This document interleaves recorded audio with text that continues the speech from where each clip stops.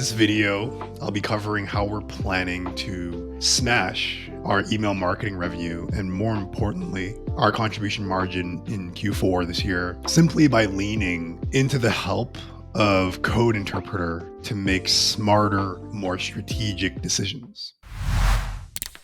So for Q4, what we're going to be doing is treating our email list like it's its own audience and be very intentional with communication and build it around the hyper responders or super users. So, really focusing on building messaging, offers, and strategies that are tailored toward these hyper responsive segments. So, for one of our brands, we send emails 5 days a week to the entire list, and we get an average open rate of 50% on our campaigns slash broadcasts. And it's never occurred to me that it might just make sense to analyze and learn about who's actually opening our emails at disproportionately high open rates. And what I mean by that is that since our average open rate is 50%, it means that we've got pockets of people who open our emails at 75, 85, 95% of the time. And these people are really valuable to understand when it comes to the nuance of what we do on email as a platform. By understanding what the person looks like who is in that category of hyper responsive, there's two things that we can accomplish. Number one, we can make better offers and messaging to these people so that they buy more, open more, and continue being ravenous fans. And number two, we can find what's common among these hyper responders so that we can feed this back into our new customer acquisition to find more of these hyper responders and super users to add to our customer base. So when it comes to understanding them on a nuanced level, what I'm thinking about and the questions that I'm asking myself are, what are the topics or offers of the emails that they're opening most? What do they commonly order? Where are they located? What do they commonly order as part of their first purchase, their second purchase? And those types of questions to understand more about why they're engaging, what they're engaging with, so that we can do more of that for them and use that to devise what we're going to say in the future and also what we're going to create in the future when it comes to new products. And the beauty of having questions like these in 2023 and operating a D2C brand is that we can get answers to these questions really easily, very affordably, thanks to a tool like Code Interpreter. All right, so to start off, before we can jump into ChatGPT and using Code Interpreter, what we're going to want to do, or at least what I'm doing, is I'm actually exporting a list of email subscribers, customer subscribers who have been engaging with our emails most. And Klaviyo makes this pretty easy to do. I'm sure SendLane and other softwares make it easy as well, but we've been using Klaviyo for a while, so we're just going to use Klaviyo here for the example. And so what I'm going to do is I'm going to do an example. I'll say opened emails more than 20 times over the last 30 days. Because to me, I would define that as pretty engaging. So I'm going to edit the definition here in the segments. What someone has done or not done has, say, opened email at least equal, we'll say greater than 20 times over the last 30 days. Create segment. All right, cool. So now we got almost 1,900 people on this list here of people who have opened our emails 20 or more times, which I think is pretty good over the last 30 days. So all you got to do here is go to manage segment, export segment to CSV, and then I can start throwing it into ChatGPT to work with. So I've got ChatGPT and Code Interpreter pulled up, and I've got a little prompt here that I've written to kick this process off. So let me read it out here. I'm going to upload a CSV of email subscribers who open my emails most frequently. I'd like to learn more about them by having you reference another CSV that contains their order data and other information about them.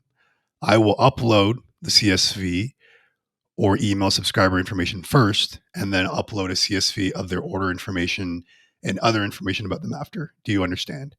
So essentially what I'm doing here is I'm telling it, hey, here's my email subscribers, and I want you to cross-reference who's in this CSV with the order information in the next CSV that I'm going to load up so that you can tell me important information that I want to ask you about it.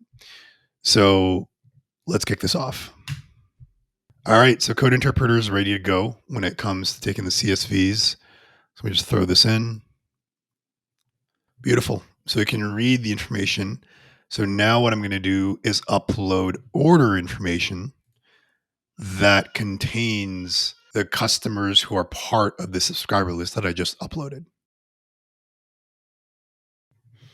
Awesome. So it can read that second CSV.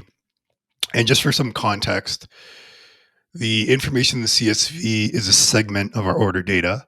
And also, I've used Code Interpreter to help me with replacing the names of the products just so that our confidential information stays that way. So now Code Interpreter can basically do what I need it to do, which is give me some answers to questions that I want to find the answers to. So here's a really simple question that I want to ask it that could be really valuable because the email subscribers who open most of our emails may potentially have a different buying pattern or an interest pattern than those who just naturally buy the most frequently from us or have the highest order values from us. There's probably going to be overlap, but it might not overlap. And so what I want to do is look at those nuances to see, are they in fact overlapping? And if they're not, I can communicate differently to my most engaged email subscribers. All right, cool. So here we go. Let me pop in a question here. What are the three most common products that my most engaged email subscribers purchase? And let's see what it has to say. Boom. That's cool.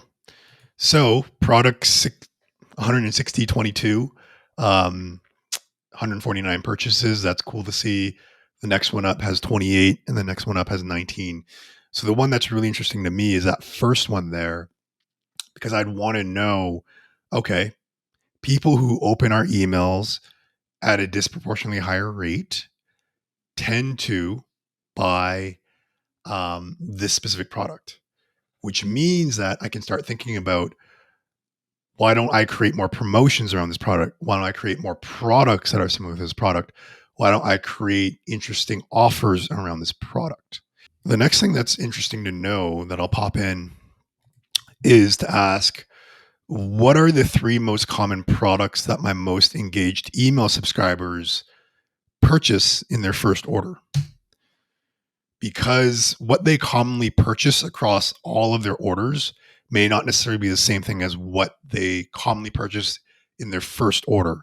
If I can find out what they commonly purchase in their first order, that actually gives me some clues on what I should be using for my new customer acquisition. So again, this is a segment of our data, so there's not that much in here. So first one here, 20 purchases on first product, 14 on the second, 11 on the third. Again, if you extrapolate this to a bigger data set with adding another zero to, these numbers start becoming more significant. So that's interesting, right? Product 13,117, that first one there, is probably the one that I want to pay a little bit of attention to towards driving new customers with it. And if I'm not currently doing that, and that just happened to be a product that was selling well and driving email subscribers, customer subscribers who are responding well to our communications, but just happen to bring in new customers, I can be a lot more intentional now with actually using that as our acquisition tool to see if we can make it work with our economics to drive new customers with. All right. And another question that's interesting to know, and you can, again, take these questions in as many directions as you like, virtually infinitely. Um, Something interesting to know is, where do my most engaged email subscribers commonly live? Here are the 10 most popular states. And the reason why I find this an interesting question is because when you understand what geos your products or your business is doing well in, you can double down there, whether that's with getting into retail, whether that's with running interesting state congruent promotions. I think it's a really interesting thing to pay attention to, especially if you're in something like electronics or household items, where you're trying to look at something like household penetration. And if certain geos or zip codes or postal codes are getting close to critical mass to where, you get another 20% of the homes actually using or buying your product, and then you get that sort of viral effect within that neighborhood, that can be really interesting. So in this case here with this data set, Texas is coming up as number one, Florida number two, California number three. So that's really interesting when it comes to messaging, products, offers, vocabulary that I might want to use. So, for example, in Texas, there might be certain slang or lingo that I might want to use versus somewhere like Iowa or New Jersey. So, these three examples are just a really early starting point for where you can go with this. Um, and the hype with ChatGPT and Code Interpreter is kind of fading, or has faded already. But in my opinion, the utility is really much still there. So I'm going to be hacking away at this for quite a bit, planning for Q4. Hope you like this video, and I'll see you in the next one.